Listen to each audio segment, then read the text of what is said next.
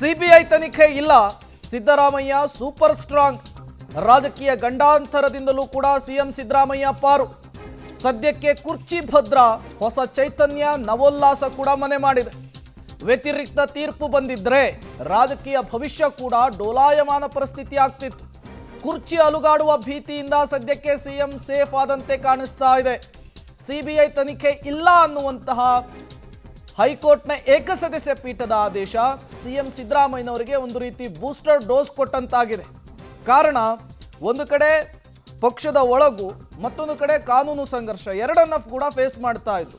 ಇವತ್ತು ವ್ಯತಿರಿಕ್ತ ತೀರ್ಪು ಬಂದಿದ್ದೇ ಆಗಿದ್ರೆ ಸಿಎಂ ಸಿದ್ದರಾಮಯ್ಯನವರ ರಾಜಕೀಯ ಭವಿಷ್ಯದ ಮೇಲೆ ಅದು ದೊಡ್ಡ ಮಟ್ಟದ ಪರಿಣಾಮ ಬೀರುವಂತಹ ಸಾಧ್ಯತೆ ಇತ್ತು. ಸಿಎಂ ಸಿದ್ದರಾಮಯ್ಯನವರು ಬದಲಾಗಬೇಕು ಅನ್ನುವಂತಹ ಕೂಗಿಗೆ ಮತ್ತಷ್ಟು ಪುಷ್ಟಿ ಬಂದಂತಾಗ್ತಾ ಇತ್ತು. ಹಾಗಾಗಿಯೇ ಸಿಎಂ ಸಿದ್ದರಾಮಯ್ಯನವರಿಗೆ ಸಹಜವಾಗಿಯೇ ಈ ಆದೇಶ ಬಿಗ್ ರಿಲೀಫ್ ಅನ್ನು ಕೊಟ್ಟಿದೆ. ಮತ್ತಷ್ಟು ಡೀಟೇಲ್ಸ್ ಅನ್ನು ಕೊಡ್ತಾರೆ ರವೀಶ್, ನೇರ ಸಂಪರ್ಕದಲ್ಲಿ ಜಾಯಿನ್ ಆಗಿದ್ದಾರೆ. ರವೀಶ್, ಹೈಕೋರ್ಟ್ನ ಈ ಆದೇಶ, ಹೈಕೋರ್ಟ್ನ ಈ ತೀರ್ಪು ಸಿಎಂ ಸಿದ್ದರಾಮಯ್ಯನವರ ಹೊಸ ಚೈತನ್ಯಕ್ಕೆ, ಹೊಸ ನವೋಲ್ಲಾಸಕ್ಕೆ ಒಂದು ರೀತಿ ಪುಷ್ಟಿ ಕೊಡ್ತಾ ಅಂತ ಹೇಳಿ, ಯಾಕೆಂದ್ರೆ ಪಕ್ಷದ ಒಳಗೂ ಮತ್ತು ಕಾನೂನಿನ ಸಂಘರ್ಷ ಎರಡನ್ನೂ ಕೂಡ ಫೇಸ್ ಮಾಡಬೇಕಾದಂತಹ ಪರಿಸ್ಥಿತಿ ಇತ್ತು ಸಿಎಂ ಸಿದ್ದರಾಮಯ್ಯನವರಿಗೆ. ಪ್ರೇಮ್, ಖಂಡಿತವಾಗಿ ಕೂಡ ಇದೇ ಸಿದ್ದರಾಮಯ್ಯನವರಿಗೆ ಹೈಕೋರ್ಟ್ನಲ್ಲಿ ಹಿನ್ನಡೆಯಾಗಿತ್ತು. ಅಂದರೆ ರಾಜ್ಯಪಾಲರ ಪ್ರಾಸಿಕ್ಯೂಷನ್ಗೆ ಅನುಮತಿಯನ್ನು ಕೊಟ್ಟಿರೋದನ್ನ ಪ್ರಶ್ನೆ ಮಾಡಿ ಒಂದು ರೀತಿಯಲ್ಲಿ ಹೈಕೋರ್ಟ್ ಮೊರೆ ಹೋಗಿದ್ರು. ಆ ಸಂದರ್ಭದಲ್ಲಿ ಸಿಎಂ ಸಿದ್ದರಾಮಯ್ಯನವರಿಗೆ ರಿಲೀಫ್ ಸಿಕ್ಕಿರಲಿಲ್ಲ. ಹಾಗಾಗಿ ಈಗ ಸಿಎಂ ಸಿದ್ದರಾಮಯ್ಯನವರು CBI ವಿಚಾರವಾಗಿ ಏನು ಕೊಡಲೇಬೇಕು ಅಂತ ಸ್ನೇಹಮಯಿ ಕೃಷ್ಣ ಅವರು ಹೈಕೋರ್ಟ್ ಮೆಟ್ಲೇರಿದ್ರು.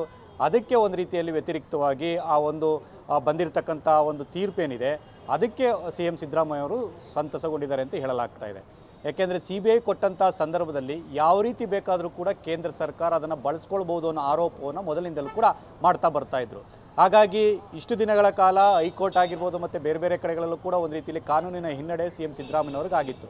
ಆದರೆ ಮೊದಲ ಬಾರಿಗೆ ಎಲ್ಲೋ ಒಂದು ಕಡೆ ಮೊದಲ ಹಂತ ಎನ್ನುವಂತೆ ಇದರಲ್ಲಿ ಒಂದು ರೀತಿಯಲ್ಲಿ ಅವರಿಗೆ ಜಯ ಸಿಕ್ಕಿರ್ತಕ್ಕಂಥದ್ದು ಸದ್ಯದ ಮಟ್ಟಿಗೆ.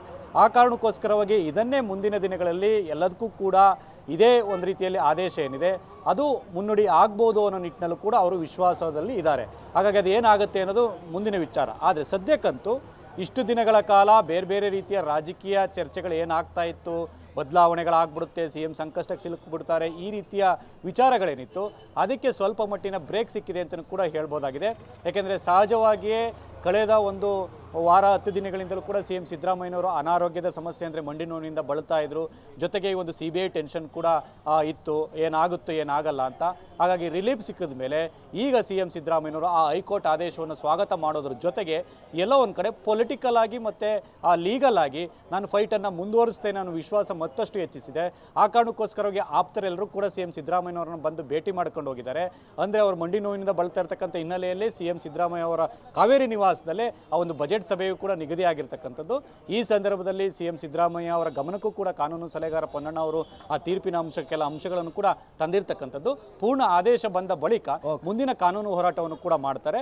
ಹಾಗಾಗಿ ಪಕ್ಷದ ಒಳಗೆ ಮತ್ತು ಹೊರಗೆ ಏನು ಉಪ್ಪು ಖಾರವನ್ನು ಆಗ್ತಾ ಇದ್ರಿ ಈ ಒಂದು ಮೂಡಾ ಪ್ರಕರಣದಲ್ಲಿ, ಇದಕ್ಕೆ ಸ್ವಲ್ಪ ಮಟ್ಟಿನ ಬ್ರೇಕ್ ಬಿದ್ದಿದೆ.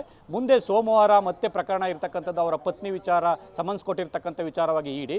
ಹಾಗಾಗಿ ಆ ಪ್ರಕರಣದಲ್ಲೂ ಕೂಡ ಏನಾದರೂ ಜಯ ಸಿಕ್ಕಿದ್ರೆ ಖಂಡಿತವಾಗಿ ಕೂಡ ಸಿದ್ದರಾಮಯ್ಯನವರು ಇನ್ನಷ್ಟು ಒಂದು ರೀತಿಯಲ್ಲಿ ಕಾನೂನು ಹೋರಾಟ ಮತ್ತು ರಾಜಕೀಯ ಹೋರಾಟ ಮಾಡೋದಕ್ಕೆ ಮತ್ತಷ್ಟು ಜೋಶ್ನಲ್ಲಿ ಇರ್ತಾರೆ ಅಂತ ಹೇಳಿದ್ರು ತಪ್ಪಾಗಲಾರದು. ಪ್ರೇಮ್.